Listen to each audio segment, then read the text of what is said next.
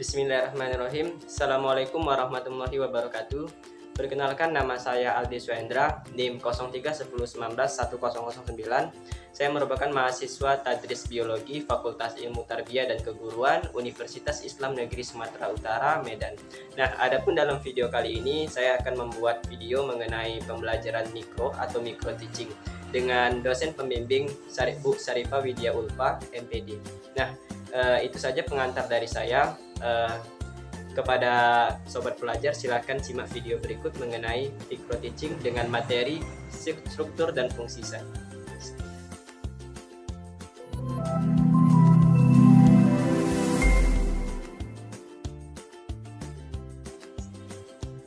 Assalamualaikum warahmatullahi wabarakatuh, anak bapak semuanya. Bagaimana kabarnya hari ini? Alhamdulillah, semoga senantiasa sehat selalu dan senantiasa aktif belajar. Nah, bagaimana kabarnya hari ini? Apakah sudah siap belajar? Oke, kalau sudah siap, apakah sudah disiapkan perlengkapan alat tulisnya? Buku paketnya, apakah sudah dibuka? Oke, pada minggu lalu kita membahas mengenai sistem organisasi kehidupan. Nah, adapun pada pembelajaran hari ini, kita akan belajar mengenai struktur dan fungsi sel. Nah, namun sebelum itu, mari kita memulai pembelajaran hari ini dengan berdoa. Nah, berdoa dimulai. A'udzubillahi minasyaitonirrajim. Bismillahirrahmanirrahim. Raditu billahi robba wa bil islami dina wa bi Muhammadin nabiyya wa rasula. Rabbi zidni ilma warzuqni fahma. Amin. Baik, setelah berdoa kepada anak-anak Bapak sekalian, untuk link absensi Bapak sudah siapkan di samping. Jadi anak-anak Bapak sekalian bisa mengisi link absensi. Namun Bapak memberi toleransi waktu, yakni selama 15 menit. Nah, namun jika anak Bapak sekalian belum mengisi, anak Bapak sekalian bisa konfirmasi atau japri ke Bapak melalui WhatsApp. Nah, untuk link absensinya Bapak sudah mengirimkan di WhatsApp grup. Jadi anak-anak Bapak sekalian bisa mengklik atau mengakses link absensi tersebut yang sudah Bapak kirimkan. Nah, namun kepada anak Bapak sekalian yang masih bingung, anak Bapak sekalian bisa tulis komentar dalam video pembelajaran hari ini dengan format nama dan kelas sebagaimana yang sudah tertera dalam slide PPT yang sudah Bapak siapkan. Nah, adapun dalam video pembelajaran hari ini kita akan belajar mengenai struktur dan fungsi sel. Nah, apa tujuan pembelajarannya? Jadi, tujuan pembelajaran yang pertama adalah peserta didik bisa mengetahui bagaimana sejarah penemuan sel. Nah, yang kedua, peserta didik bisa mengetahui definisi dari sel. Apa itu sel? Apa sih itu sel? Nah, jadi peserta didik sekalian bisa mengetahui pengertian dari sel.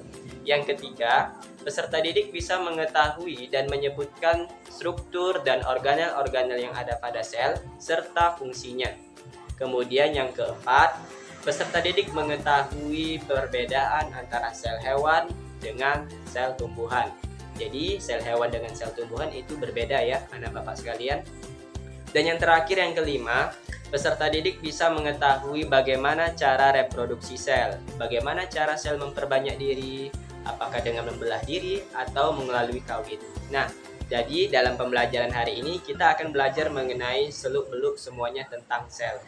Jadi kepada anak Bapak sekalian, silakan simak video pembelajaran hari ini dan baca-baca buku paketnya serta siapkan perlengkapan alat tulisnya.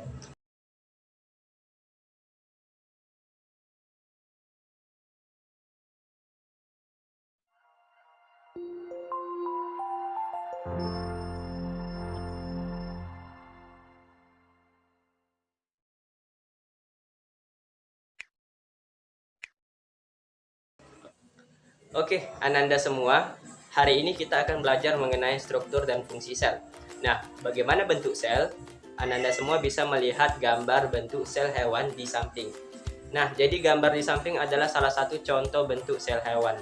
Namun, sebelum kita masuk ke materi dasar mengenai struktur dan fungsi sel, Bapak akan memberikan pretest atau persepsi sebelum kita memulai pembelajaran inti.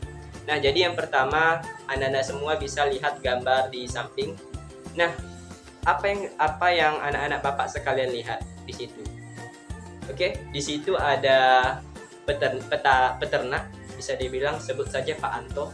Kemudian ada ternak-ternakannya seperti kambing, sapi, dan sebagainya. Jadi dari gambar tersebut, apa yang dapat anak-anak simpulkan dari gambar tersebut? Ada yang tahu? Oke, kalau misalnya bingung, Bapak akan jelaskan. Jadi dari gambar di samping, di situ ada misalnya seorang peternak, kita sebut saja Pak Anto. Kemudian ada ternakannya seperti ada kambing, ada sapi, ada kuda, ada juga pohon, ada matahari. Jadi di situ lengkap semua.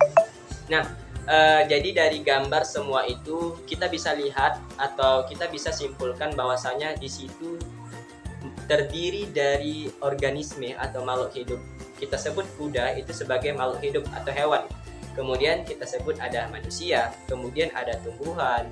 Adapun faktor abiotiknya seperti ada matahari, ada air, tanah, dan sebagainya. Jadi, apa persamaan dari semua makhluk hidup yang ada pada gambar di samping?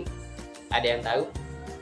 Oke, persamaannya yaitu semua makhluk hidup yang ada pada gambar itu semua terdiri atau tersusun dari sel. Jadi, sel adalah salah satu unit terkecil penyusun tubuh makhluk hidup. Jadi semua makhluk hidup yang ada pada gambar di samping itu semua tersusun dari satu sel atau lebih. Contoh, kalau misalnya hewan itu terdiri dari multiseluler atau bersel banyak, sama seperti tumbuhan. Hanya saja sel hewan dan sel tumbuhan itu berbeda. Nah, berikut di sini ada Bapak akan memberikan gambar selanjutnya mengenai persepsi dari sel. Oke, gambar selanjutnya yaitu anak-anak Bapak semua bisa lihat gambar di samping. Nah, gambar pertama di situ ada gambar daun berguguran. Gambar kedua, wah, di situ ada semangkuk bakso. Nah, mungkin anak-anak Bapak sekalian hampir semuanya sudah pernah makan bakso ya? Sudah? Sudah. Kalau sudah, coba anak Bapak simpulkan apa yang dapat anak Bapak sekalian ambil dari gambar yang ada di samping. Yang pertama, gambar pertama ada pohon daun, ada daun yang berguguran. Apa yang dapat Ananda semua simpulkan terkait dengan materi sel? Oke, gambar pertama. Jadi gambar pertama di situ ada gambar daun berguguran. Jadi gambar daun berguguran ini dapat kita simpulkan bahwasanya daun ini adalah salah satu organ dari tumbuhan. Jadi ketika organ tumbuhan mengalami penuaan, maka sel-selnya itu akan mati sehingga daun akan berwarna kuning. Makanya daun berwarna kuning karena sel-sel yang ada pada organ daun itu sudah mengalami penuaan atau diferensiasi sehingga daun berguguran dan berwarna kuning. Nah, kalau gambar yang kedua ada yang tahu? Ada? Oke, jadi gambar kedua itu mengenai semangkuk bakso. Jadi semangkuk bakso ini bisa kita ibaratkan sebagai bentuk sel. Jadi yang pertama kalau dalam semangkuk bakso itu ada apa aja? Ada bakso besar, kemudian ada mie, ada kuah, dan berbagai macam bakso lain. Kemudian jadi dari semangkuk bakso kita bisa mengibaratkan atau menggambarkan bahwasanya semangkuk bakso ini adalah bentuk sel. Pertama, mangkuk bakso bisa kita gambarkan sebagai dinding sel. Jadi di dalam dinding sel atau membran sel, di situ ada organel-organel sel. Nah, organel-organel sel ini bisa kita gambarkan seperti mie, kuah, kemudian bakso besar. Nah, bakso besar bisa kita gambarkan seperti nukleus atau inti sel, sedangkan kuahnya itu kita ibaratkan seperti sitoplasma atau cairan sel. Nah, jadi kepada anak-anak Bapak sekalian yang masih bingung, bagaimana bentuk sel? Nah, anak Bapak sekalian bisa menggambarkan bentuk sel seperti semangkuk bakso. Jadi, kalau misalnya Ananda semua masih bingung, ibaratkan saja semangkuk bakso. Jadi, semangkuk bakso di situ, mangkuknya kita gambarkan sebagai dinding sel atau membran sel, kemudian kuahnya itu kita ibaratkan sebagai sitoplasma atau cairan sel, dan bakso besar itu kita ibaratkan sebagai nukleus atau inti sel. Nah, jadi dari persepsi ini, Anda semua bisa mengetahui awal dari sel, apa itu sel dan bagaimana bentuk sel. Nah, selanjutnya Bapak ada gambar satu lagi supaya Anda semua paham bagaimana bentuk sel. Oke, gambar ketiga. Nah, Anda semua bisa lihat gambar di samping. Nah, di situ ada 3 gambar. Yang pertama, sudah pernahkah kamu melihat bagaimana bentuk sel? Gambar pertama, ada yang tahu gambar apa? Apakah sel itu seperti gambar pertama? Tidak? Oke, tidak. Oke, gambar kedua. Ada yang tahu gambar kedua? Apakah itu disebut dengan sel? Tidak? Oke, tidak. Jadi yang benar adalah gambar yang ketiga. Nah, jadi kalau misalnya Anda semua masih bingung, gambar sel itu seperti apa? Jadi salah satu contoh bentuk sel itu dapat Anda semua lihat pada gambar ketiga. Nah, itu merupakan salah satu bentuk sel uniseluler atau sel pada bakteri. Nah, kalau misalnya gambar pertama itu sel penjara ya. Yang kedua itu telepon seluler, jadi bukan sel. Yang ketiga lah itu adalah salah satu contoh bentuk dari sel sederhana, yaitu sel prokariotik yang ada pada sel bakteri. Nah, sampai di sini Anda semua bisa paham kan bagaimana bentuk sel itu sendiri. Oke, untuk lebih lanjutnya di sini Bapak akan menjelaskan mengenai struktur dan fungsi sel. Oke, anak Bapak semuanya. Nah, adapun dalam pembelajaran hari ini ada 4 subtema yang akan kita pelajari. Nah, yang pertama itu adalah definisi sel. Nah, yang kedua mengenai sejarah sel. Yang ketiga, mengenai struktur, jenis, dan fungsi sel. Dan yang keempat, mengenai reproduksi sel. Oke, kita masuk pembahasan yang pertama mengenai definisi sel. Nah, apa itu sel? Jadi, sel adalah unit struktural dan fungsional penyusun tubuh makhluk hidup. Nah, kata sel itu berasal dari kata bahasa Latin, yaitu cellulae, yang artinya ruang kosong atau ruang kecil. Jadi, kenapa sel dikatakan struktur? Karena sel membentuk struktur organisme. Artinya, setiap organisme itu terdiri dari sel. Bisa itu dari satu atau lebih dari sel. Makanya, sel dikatakan struktural. Dikarenakan sel membentuk struktur pada tubuh penyusun makhluk hidup. Nah, yang kedua, kenapa sel dikatakan fungsional? Karena sel membentuk berbagai macam fungsi yang ada dalam tubuh Ananda semua. Jadi dalam tubuh anak-anak Bapak sekalian, di situ ada berbagai macam fungsi seperti fungsi pernapasan, fungsi reproduksi, fungsi ekskresi, pencernaan. Nah, semua fungsi itu terdiri dari penyusun dasarnya yaitu sel. Jadi, untuk tingkatan hierarki organisasi kehidupan, anak-anak Bapak sekalian bisa lihat di samping, di situ di mana tingkatan paling rendah itu terdiri dari sel. Nah, dari sel yang sama dan fungsi yang sama itu membentuk yang namanya jaringan. Nah, dari jaringan yang kemudian berkumpul yang memiliki bentuk dan fungsi yang sama itu membentuk yang namanya organ. Kemudian organ satu dan organ yang lainnya bekerja membentuk suatu sistem yang disebut dengan sistem organ. Contohnya apa? Seperti sistem pernapasan, sistem pencernaan. Kemudian dari semua sistem yang ada dalam tubuh makhluk hidup atau organisme, itu semua membentuk yang namanya organisme atau individu. Nah, jadi sebenarnya dari tingkatan ini ada tingkatan yang lebih tinggi di atas individu, yaitu ketika individu-individu yang sama berkumpul dalam satu tempat atau satu lokasi, itu disebut dengan populasi. Contohnya populasi sawah, populasi rumput, dan masih banyak lain. Kemudian dari berbagai macam populasi itu membentuk yang namanya komunitas. Jadi di atas populasi di situ ada komunitas. Kemudian apa saja di atas komunitas? Ya, di atas komunitas itu ada ekosistem. Jadi ekosistem akan Ananda semua pelajari setelah materi struktur dan fungsi sel. Kemudian setelah ekosistem, apa lagi yang di atas tingkatan ekosistem? Ada yang tahu? Iya, bioma. Jawabannya adalah bioma. Nah, apa itu bioma? Bioma adalah ketika suatu daratan itu didominasi oleh suatu vegetasi tumbuhan yang dominan. Contohnya seperti taiga.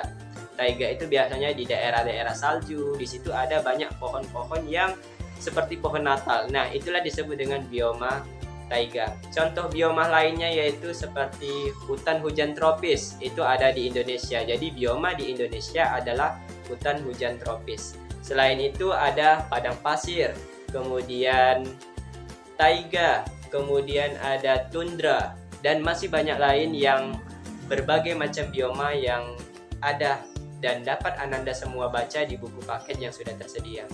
Nah, selanjutnya di atas bioma itu ada tingkatan terakhir yaitu biosfer. Jadi biosfer ini adalah kumpulan dari berbagai macam bioma yang ada pada bumi. Itu disebut dengan biosfer. Nah, jadi dalam biosfer nanti ada tingkatan laginya. Jadi intinya dalam struktur bumi itu ada 3 tingkatan, ada litosfer, ada atmosfer, dan ada hidrosfer. Nah, itu mungkin akan dipelajari di bagian lapisan permukaan bumi.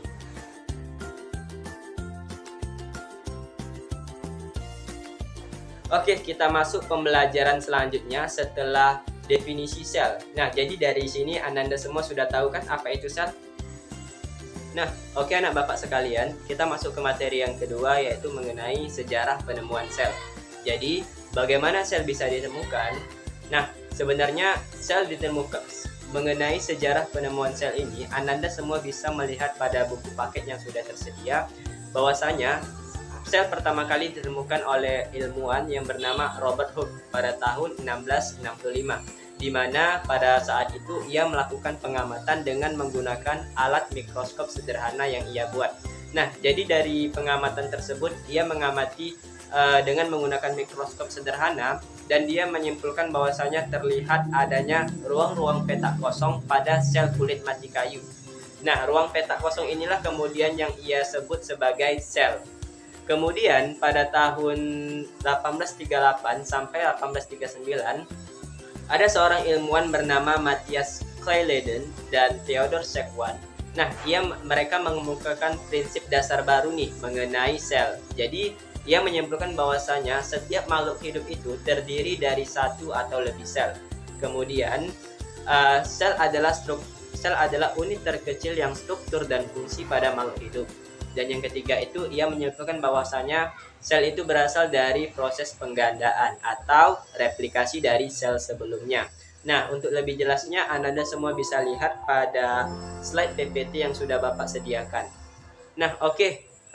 Jadi sebenarnya ada beberapa ilmuwan yang berperan penting dalam sejarah penemuan sel ini. Tidak hanya Robert Hooke dan Matthias Cayleden. Ada ilmuwan lain termasuk ilmuwan Islam atau ilmuwan Muslim.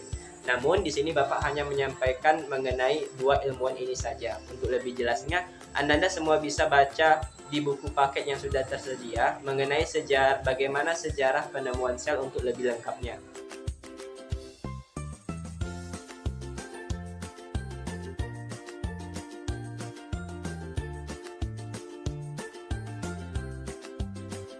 Nah, untuk selanjutnya kita masuk ke pembahasan yang ketiga, yaitu mengenai struktur dan fungsi serta jenis sel itu tersendiri.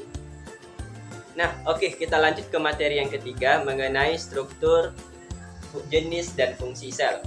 Nah, yang pertama, pernahkah kamu melihat bagaimana bentuk sel yang ada di sekitar Ananda semua? Nah, jadi anak-anak Bapak sekalian sudah pernah melihat bagaimana bentuk sel yang ada di lingkungan sekitar Ananda semua? Sudah?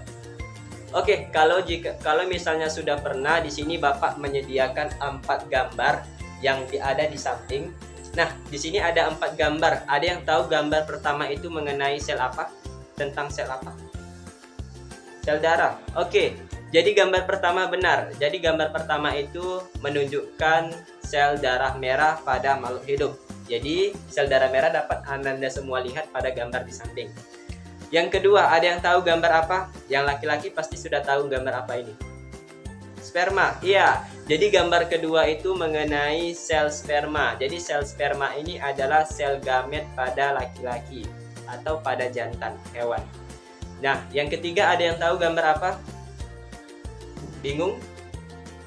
Oke, jadi yang ketiga Bapak akan jelaskan. Jadi gambar ketiga ini adalah sel epidermis pada tumbuhan. Jadi pada organ tumbuhan. Jadi lebih mikroskopiknya, Anda semua bisa lihat sel epidermis yang ada pada tumbuhan. Nah, di situ ada nampak terlihat seperti mata-mata kecil. Nah, mata yang di bagian-bagian yang seperti mata itu disebut sebagai stomata. Jadi stomata inilah sebagai fungsi tempat keluar masuknya oksigen dan karbon dioksida pada organ tumbuhan, khususnya pada organ daun, pada organ daun. Jadi stomata itu paling banyak itu di bagian organ daun. Nah, yang gambar keempat ada yang tahu? Gambar apa? Apa? Cacing? Bukan. Jadi gambar keempat ini adalah mengenai sel saraf. Jadi bagaimana bentuk sel saraf? Ya, Anda semua bisa lihat pada gambar keempat. Nah, seperti itulah bagian dari sel saraf, di mana sel saraf itu terdiri dari inti sel atau badan sel, kemudian ada dendrit, ada akson. Nah, jadi apa sih fungsi sel saraf? Sel saraf ini fungsinya untuk mengantarkan impuls. Jadi ketika coba cubit teman-teman sebangkunya atau teman-temannya, nah apa yang dirasakan temannya itu, apakah sakit ataukah tidak sakit? Nah, rasa sakit itulah yang kita ibaratkan sebagai impuls, di mana itu berperan sel saraf. Oke. Untuk lebih lanjutnya mengenai struktur sel, Anda semua bisa lihat di slide berikutnya. Nah, slide berikutnya mengenai struktur sel. Nah, jadi inti dari sel itu, di situ ada salah satu bentuk sel hewan. Jadi struktur sel itu terdiri dari 3 dasarnya, yaitu yang pertama terdiri dari membran sel. Nah, membran sel ini semuanya ada pada sel, termasuk sel hewan. Tetapi pada tumbuhan itu ada lebih tambahannya, itu adanya dinding sel. Yang kedua itu ada sitoplasma. Nah, sitoplasma itu apa? Sitoplasma itu adalah cairan sel, di mana setiap sel itu memiliki sitoplasma, termasuk uniseluler ataupun multiseluler. Selanjutnya adalah organel-organel sel. Organel-organel sel apa yang dimaksud? Ya, ini bagian-bagian yang ada di dalam sel, mulai dari inti sel, kemudian retikulum endoplasma itu pada multisel eukariotik, kemudian ada ribosom dan sebagainya. Itu semua disebut sebagai organel sel. Nah, oke, kita masuk ke bagian selanjutnya mengenai jenis-jenis sel. Jadi pada dasarnya sel itu bisa dibedakan berbagai macam jenis menurut klasifikasinya. Contoh, sel berdasarkan banyak tidaknya sel itu dibedakan menjadi 2. Ada makhluk hidup yang bersel satu, itu disebut dengan uniseluler. Kemudian ada makhluk hidup yang bersel banyak, itu disebut dengan multiseluler. Nah, kemudian berdasarkan klasifikasi lainnya, ada yang namanya sel prokariotik dan sel eukariotik. Nah, apa itu prokariotik dan eukariotik? Jadi sel prokariotik ini adalah sel yang tidak memiliki membran inti sel. Jadi pada inti selnya itu tidak dilapisi membran. Artinya inti selnya itu tersebar di dalam sitoplasma. Contohnya ada yang tahu? Bakteri. Iya, betul sekali. Jadi salah satu contoh bentuk sel prokariotik adalah sel bakteri. Kemudian selain prokariotik tadi ada eukariotik. Jadi eukariotik ini adalah kebalikan dari sel prokariotik, di mana sel eukariotik ini sudah lebih berkembang, sudah lebih kompleks dibandingkan sel prokariotik. Kenapa? Karena inti selnya itu sudah dilapisi oleh membran inti sel. Jadi inti sel pada sel eukariotik itu sudah termasuk tidak tercampur dengan sitoplasma, artinya sudah berbeda. Jadi dalam eukariotik ini susunannya lebih kompleks dibandingkan dengan sel prokariotik. Ada yang tahu contoh sel eukariotik apa? Sel manusia. Iya, jadi salah satu bentuk contoh sel eukariotik ini adalah ada dua, ada sel hewan dan ada sel tumbuhan. Nah, terus manusia itu masuk ke dalam mana? Jadi sel pada manusia itu tergolong ke dalam sel hewan. Kenapa dikatakan sel hewan? Karena sel manusia itu termasuk bagian dari sel hewan. Nah, oke, kita masuk ke pembahasan antara sel hewan dan sel tumbuhan. Nah, Ananda semua bisa lihat pada gambar slide PowerPoint yang sudah Bapak sediakan. Di situ ada sel prokaryotik dan ada sel eukaryotik. Nah, sel prokaryotik contohnya itu ada di situ sel bakteri, sedangkan sel eukaryotik contohnya adalah sel hewan dan sel tumbuhan.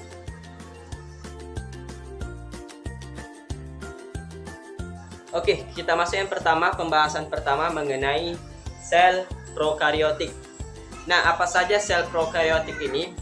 Jadi ada beberapa bagian dari sel prokaryotik. Intinya itu sel prokaryotik itu terdiri dari dinding sel. Jadi sel prokaryotik sudah memiliki dinding sel, kemudian memiliki membran plasma, kemudian memiliki sitoplasma, mesosom, ribosom, DNA dan RNA. Jadi dalam sel prokaryotik yang Anda semua bisa lihat di gambar di samping, di situ terdiri dari adanya dinding sel. Nah, fungsi dinding sel ini apa? Yakni salah satu fungsi dinding sel pada sel prokaryotik adalah untuk mempertahankan bentuk sel tersebut dan untuk melindungi organel-organel sel yang ada di dalam sel prokaryotik. Nah, apa saja contoh sel prokaryotik? Contohnya itu adalah sel pada bakteri, kemudian sel pada cyanobacteria. Oke, kita lanjut ke yang kedua, yaitu sel eukaryotik.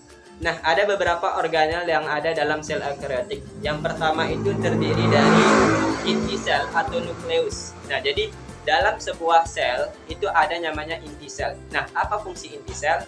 Fungsi inti sel adalah mengatur secara keseluruhan semua aktivitas yang ada dalam sel.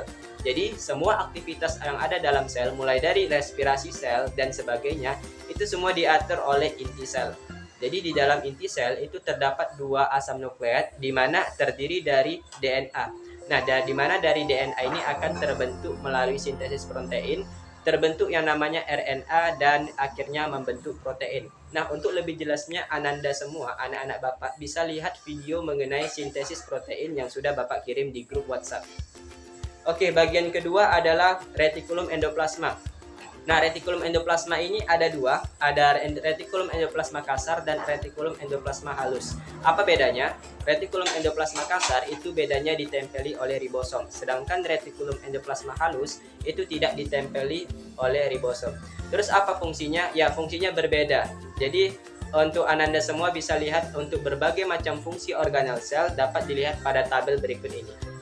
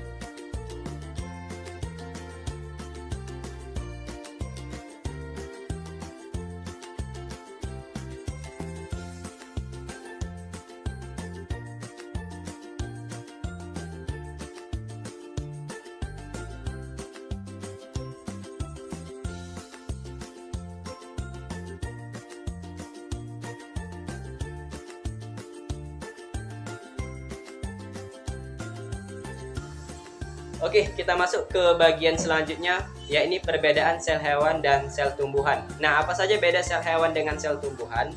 Jadi, salah satu perbedaan sel hewan dengan sel tumbuhan adalah sel hewan itu tidak memiliki dinding sel. Sedangkan sel tumbuhan itu memiliki dinding sel. Kenapa dikatakan memiliki dinding sel? Coba lihat di bagian kulit teman-teman sekalian, itu bersifat cenderung teksturnya elastis, tidak kaku seperti tumbuhan. Sedangkan kalau kulit tumbuhan itu kaku. Kenapa kaku? Karena sel tumbuhan memiliki dinding sel.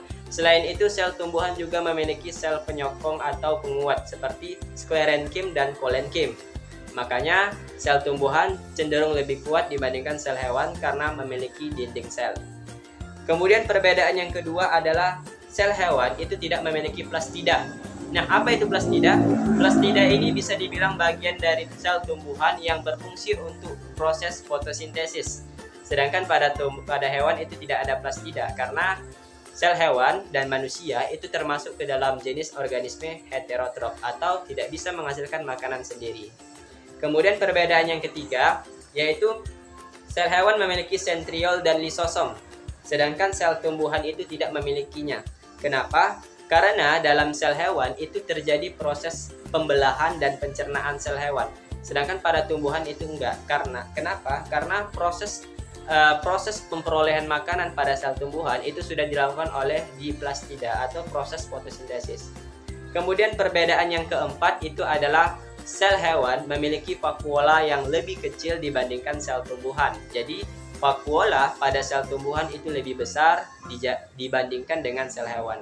Nah, sampai di sini Ananda semua paham, sudah bisa membedakan antara sel hewan dengan sel tumbuhan. Jadi kedua hal tersebut sangat berbeda. Oke, kita masuk yang ke bagian terakhir, subtema terakhir, bagian ketiga adalah fungsi sel. Nah, apa saja fungsi sel? Jadi yang pertama, berdasarkan definisinya dapat kita ketahui sel itu bersifat struktural dan fungsional. Artinya, sel membentuk struktur organisme dan membentuk semua fungsi yang ada pada organisme. Yang kedua, sel menyimpan DNA. Jadi DNA yang akan diwariskan itu disimpan di dalam inti sel atau nukleus. Kemudian yang perbedaan ketiga, sel ini sebagai tempat menghasilkan energi. Salah satunya di bagian organel apa? Ada yang tahu tempat respirasi seluler? Iya, jadi tempat respirasi seluler itu berada di mitokondria. Jadi mitokondria ini bisa kita artikan sebagai PLN dari sel. Jadi mitokondria ini berfungsi menghasilkan energi melalui proses respirasi seluler.